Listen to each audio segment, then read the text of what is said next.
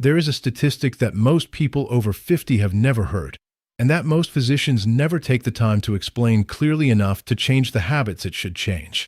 Approximately 35% of all heart attacks occur during sleep, not during exercise, not during moments of acute stress or physical exertion.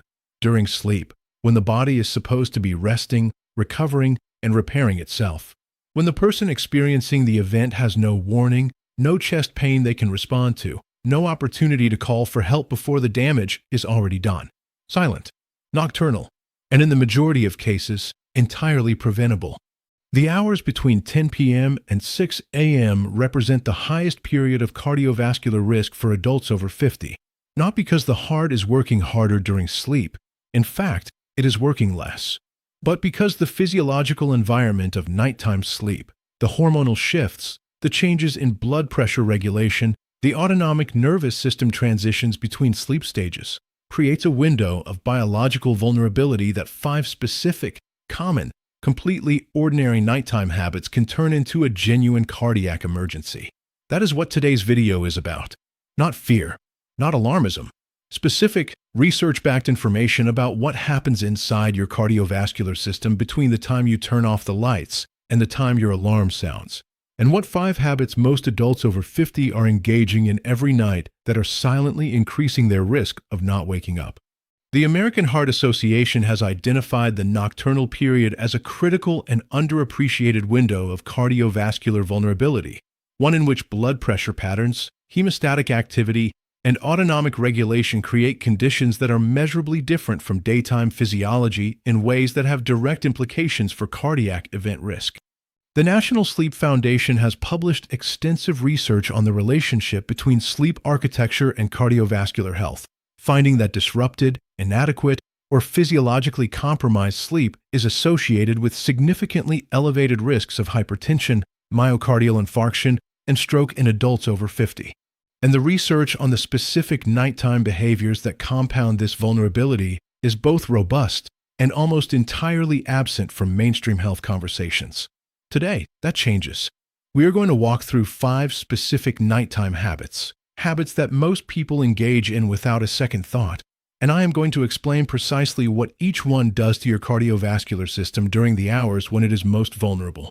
And then I am going to give you a complete, timed, practical, heart-safe nighttime routine that directly addresses each of these risks, from 6 p.m. through to the moment you fall asleep.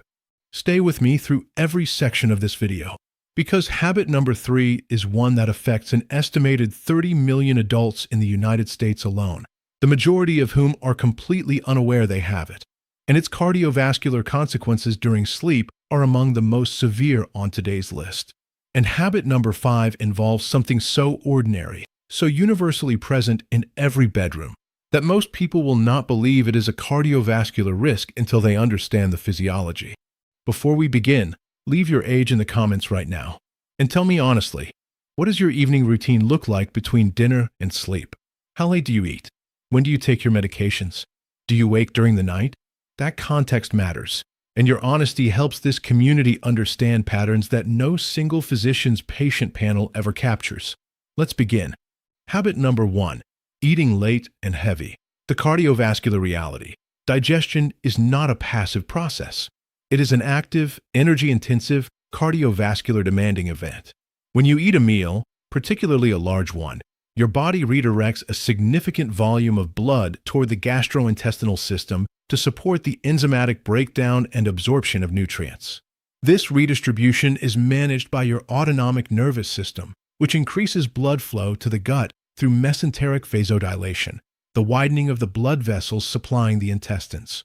In the daytime, when your cardiovascular system is in its active, well-regulated waking state, this redistribution is accommodated efficiently. But when a large meal is consumed in the late evening, within 2 to 3 hours of sleep, the digestive demand arrives at a cardiovascular system that is simultaneously beginning its nighttime transition.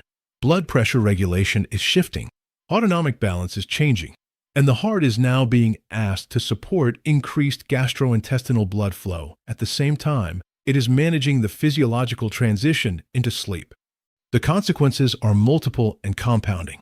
First, nocturnal hypertension. Healthy cardiovascular physiology includes a phenomenon called nocturnal dipping, a natural reduction in blood pressure during sleep of approximately 10 to 20% compared to daytime levels. This dipping is cardioprotective. It gives the heart, the vessels, and the kidneys a period of reduced pressure load during which repair and recovery can occur. Late heavy meals disrupt this dipping pattern by sustaining the sympathetic activation associated with digestion into the sleep period, preventing the blood pressure from falling to its protective nocturnal nadir. Adults whose blood pressure does not dip adequately during sleep, classified as non-dippers, have been shown in multiple large-scale studies to have significantly higher rates of cardiovascular events, target organ damage, and all-cause mortality compared to those with normal nocturnal dipping patterns. Second, arterial inflammation. Large late meals, particularly those high in saturated fat and simple carbohydrates, trigger a significant post-meal inflammatory response. Circulating inflammatory markers, including C-reactive protein, interleukin-6, and tumor necrosis factor alpha, rise in the hours following a large meal. When this inflammatory wave occurs during sleep, when the body's anti-inflammatory cortisol production is at its lowest, the vascular inflammatory burden is higher and more prolonged than the equivalent meal consumed earlier in the day. Third, acid reflux and vagal activation. Lying down after a heavy meal promotes gastroesophageal reflux, and the vagal nerve stimulation produced by esophageal acid exposure can trigger cardiac arrhythmias in susceptible individuals through the esophageal cardiac reflex. This mechanism, reflux-triggered arrhythmia, is a recognized but under-discussed nocturnal cardiovascular risk in adults with both GERD and underlying cardiac disease. The evidence, a landmark study published in the European Heart Journal, found that adults who consumed their largest meal within 2 hours of sleep had a 40% higher incidence of major adverse cardiac events compared to those whose final meal was consumed at least 3 hours before sleep, with the association strongest in adults over 55 with pre-existing hypertension or coronary artery disease. A separate analysis from the Journal of Clinical Hypertension found that late evening caloric intake was independently associated with the non-dipper blood pressure pattern, with each additional 100 calories consumed after 8 p.m. associated with a measurable attenuation of nocturnal blood pressure dipping. What to do instead? The cardiovascular evidence strongly supports finishing your final meal of the day at least 3 hours before your intended sleep time. If your target sleep time is 10 p.m., dinner should be complete by 7 p.m. at the latest. If you are genuinely hungry in the evening hours, a small, low-glycemic snack, a small handful of nuts, a piece of fruit, a small amount of natural yogurt, produces far less digestive cardiovascular demand than a full meal and does not significantly disrupt nocturnal blood pressure dipping. Habit number 2, skipping or mistiming medications. The cardiovascular reality. If you take blood pressure medication, blood thinners, or any cardiovascular medication, the time at which you take that medication is not a minor administrative detail. It is a clinical decision with direct implications for your nocturnal cardiovascular risk. And for the majority of adults over 50 who take these medications, it is a decision that has never been discussed with their physician in adequate detail. Here is the physiological context that makes medication timing critical. Blood pressure follows a circadian pattern. In healthy adults, it rises sharply in the early morning hours, the pre-waking surge driven by cortisol and sympathetic activation. It remains elevated through the active daytime period. It dips during sleep, and it begins its pre-waking rise again in the hours before the alarm sounds. But in adults with hypertension, particularly those whose condition is not optimally controlled, this pattern is distorted. Blood pressure may remain elevated throughout the night, or it may drop and then spike abruptly in the early morning hours, creating the hemostatic and mechanical conditions for plaque rupture, thrombosis, and cardiac events. When antihypertensive medications are taken in the morning, which is the default timing for most patients who have never been given specific guidance, their peak plasma concentration and peak pharmacological effect occur during the daytime, when blood pressure is already being modulated by activity and when cardiovascular event risk is lower. By the nighttime hours, when the medication's concentration has been declining for 12 to 18 hours, its protective effect may be significantly diminished precisely when nocturnal blood pressure elevation is most dangerous. Chronotherapy, the practice of timing medication doses to align with the biological rhythms of the condition being treated, has generated compelling evidence specifically for antihypertensive drugs. The landmark MAPEC study, the Monitorization Ambulatoria para Prediction de Eventos Cardiovasculares, a randomized controlled trial involving over 2,000 hypertensive patients followed for more than 5 years, found that patients who took at least one antihypertensive medication at bedtime rather than in the morning had a 61% lower risk of major cardiovascular events, including heart attack, stroke, and cardiovascular death, compared to those who took all medications in the morning. 61%, not a marginal improvement, a dramatic, clinically meaningful reduction in cardiovascular event risk achieved by changing nothing about the medication itself, only the time at which it was taken. Additionally, skipping medications entirely, even occasionally, produces acute blood pressure spikes that are particularly dangerous in the nocturnal period. A single missed evening dose of an antihypertensive can allow blood pressure to rise unchecked through the night, and in adults with underlying vascular disease or ventricular hypertrophy, that unchecked nocturnal hypertension creates the conditions for hemorrhagic stroke, hypertensive emergency, or acute coronary syndrome. What to do instead? Have a specific conversation with your prescribing physician about medication timing, not just dosage and frequency.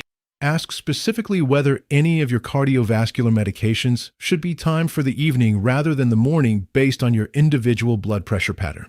If you have access to a home blood pressure monitor, consider monitoring your blood pressure at multiple time points, including upon waking and before bed, and sharing the results with your physician. This data transforms a vague discussion of medication timing into a specific, evidence-based clinical decision.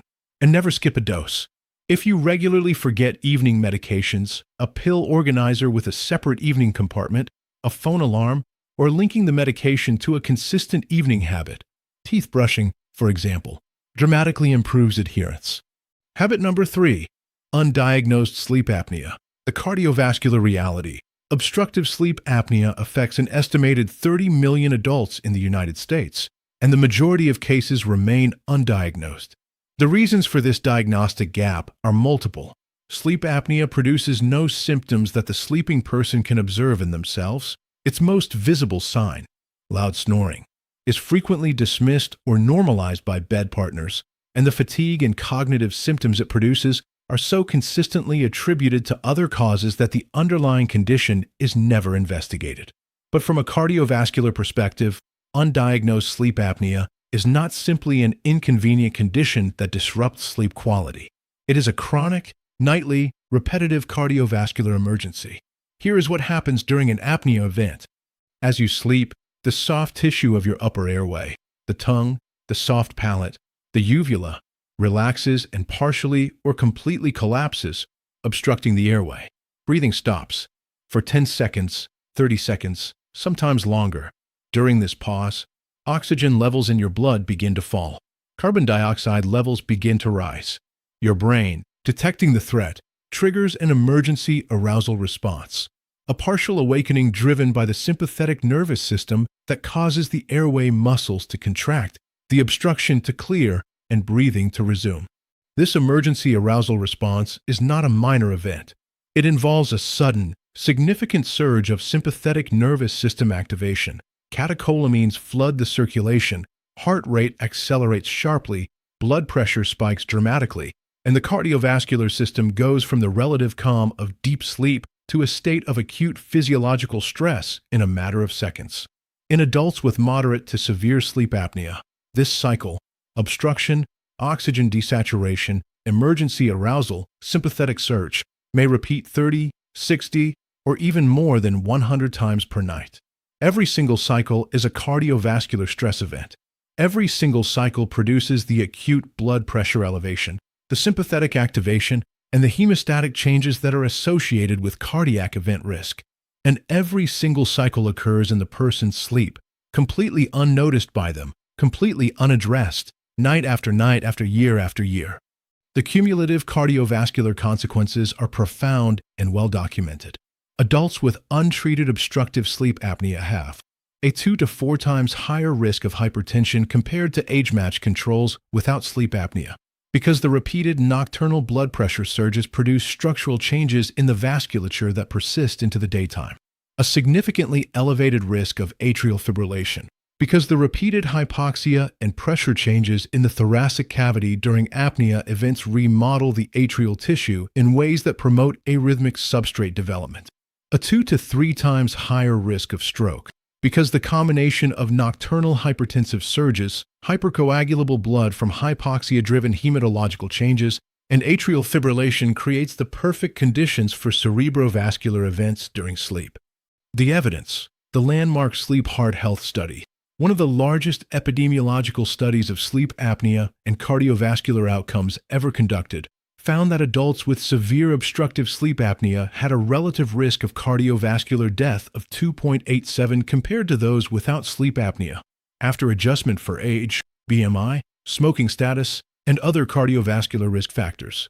A study published in the New England Journal of Medicine found that treatment of sleep apnea with CPAP therapy, continuous positive airway pressure, produced significant reductions in nocturnal blood pressure, sympathetic nervous system activity, and inflammatory markers in adults with established cardiovascular disease. Know the warning signs: loud, habitual snoring, witnessed breathing pauses during sleep. Ask your bed partner if they have ever noticed you stopping breathing, waking with a dry mouth or headache, unrefreshing sleep regardless of duration, excessive daytime sleepiness. If any of these apply to you, discuss them specifically with your physician and request a sleep study referral.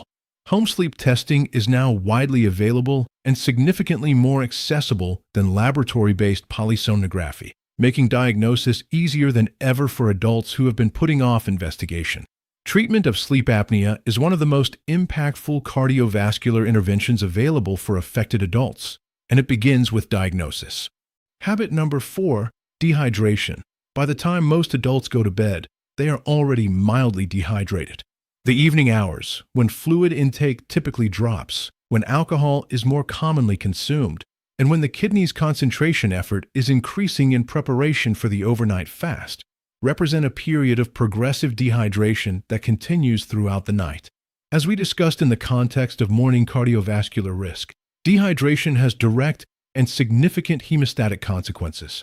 Blood viscosity increases as plasma water content falls. The ratio of cellular and protein components to fluid volume rises. Red blood cells, white blood cells, platelets, and clotting factors become more concentrated in a reduced fluid volume. And this hemoconcentrated blood is more prone to clot formation at sites of vascular turbulence or endothelial disruption.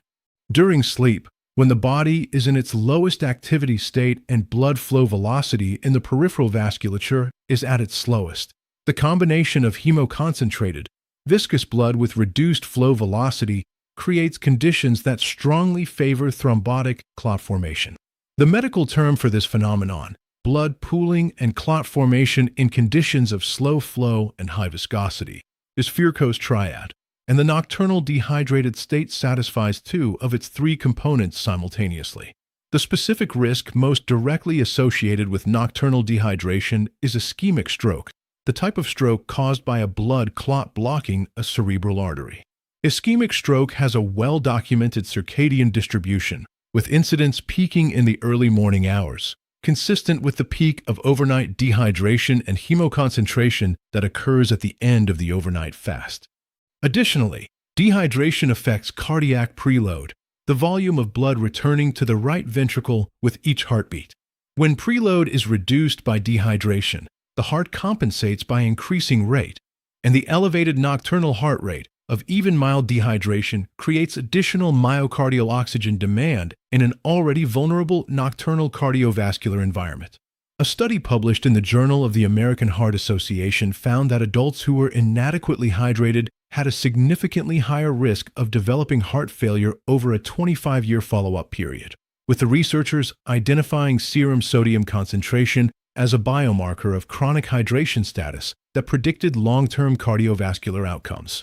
A separate study in stroke found that self-reported low fluid intake was associated with a 1.4-fold increase in the risk of ischemic stroke, with the association strongest for strokes occurring in the early morning hours. The solution is not simply drinking more water at bedtime, which would produce disruptive overnight bathroom visits that themselves carry cardiovascular risk from the repeated nocturnal postural changes. The solution is hydration front-loading, consuming the majority of your daily fluid intake in the morning and early afternoon, maintaining adequate hydration throughout the active day so that you arrive at the evening and bedtime hours in a well-hydrated state that your body can maintain through the overnight fast without reaching dangerous hemoconcentration levels. A practical target: ensure you have consumed at least 1.2 to 1.5 liters of water by 4 p.m. Taper fluid intake after 6 p.m. to balance hydration status with overnight urinary continence. And place a small glass of water, 150 to 200 milliliters, on your nightstand for consumption if you wake during the night, which partially compensates for ongoing overnight fluid loss without requiring a full bathroom trip. Habit number 5, poor bedroom temperature control. The temperature of your sleeping environment is not a comfort preference. It is a cardiovascular variable, one that directly affects heart rate, vascular resistance, blood pressure, and the depth and quality of the sleep stages during which cardiac recovery and repair occur. Let me explain the physiology from both directions, too hot and too cold, because both carry distinct cardiovascular risks that are frequently underappreciated. Your body's core temperature naturally decreases during sleep, a drop of approximately 1 to 2 degrees Celsius that is both driven by and required for the initiation and maintenance of deep slow-wave sleep. When your bedroom is too warm, this core temperature drop is impaired. The body attempts to dissipate heat through peripheral vasodilation, widening the blood vessels of the skin to increase heat radiation from the body surface. This vasodilation requires increased cardiac output to maintain adequate perfusion pressure throughout the expanded vascular bed, meaning the heart is working harder than it should be during a period designed for rest and recovery.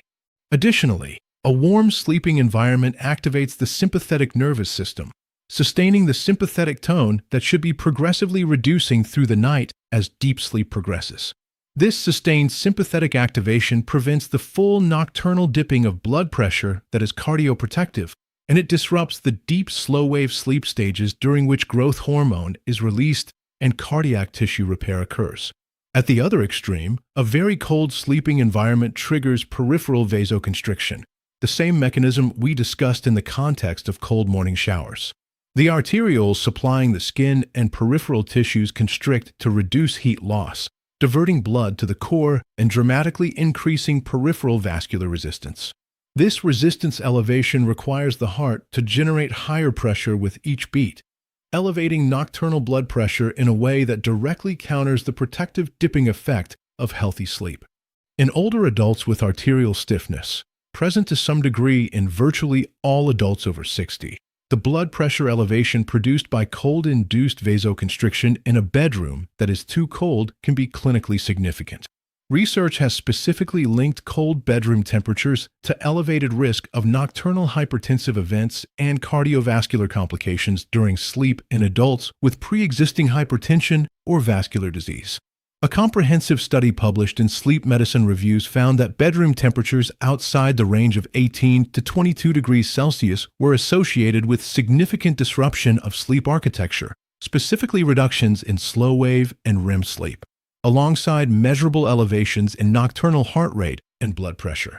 The researchers concluded that bedroom temperature regulation is an underappreciated and highly modifiable cardiovascular sleep hygiene variable. Research from environmental health perspectives found that adults sleeping in rooms above 24 degrees Celsius showed significantly elevated nocturnal heart rates and reduced heart rate variability, both established markers of increased cardiovascular risk, compared to the same adults sleeping in temperature-controlled rooms maintained at 19 to 21 degrees. Target a bedroom temperature between 18 and 21 degrees Celsius, 65 to 70 degrees Fahrenheit. This is the range consistently identified in the sleep medicine literature as optimal for both sleep architecture and cardiovascular regulation during sleep. Use layered bedding rather than room temperature alone to fine-tune warmth. This allows core temperature regulation without requiring the room itself to be either excessively warm or cold. Avoid electric blankets set to high temperatures, which create localized heat that impairs the body's core temperature drop. And in very cold climates, Ensure that the bedroom is adequately heated to prevent the vasoconstriction-driven blood pressure elevation associated with cold exposure during sleep. Everything we have discussed today has a practical solution, and those solutions are most effective when integrated into a consistent, timed evening routine that addresses each cardiovascular risk systematically. Here is the complete heart-safe nighttime routine from 6 p.m. through to sleep. 6 p.m.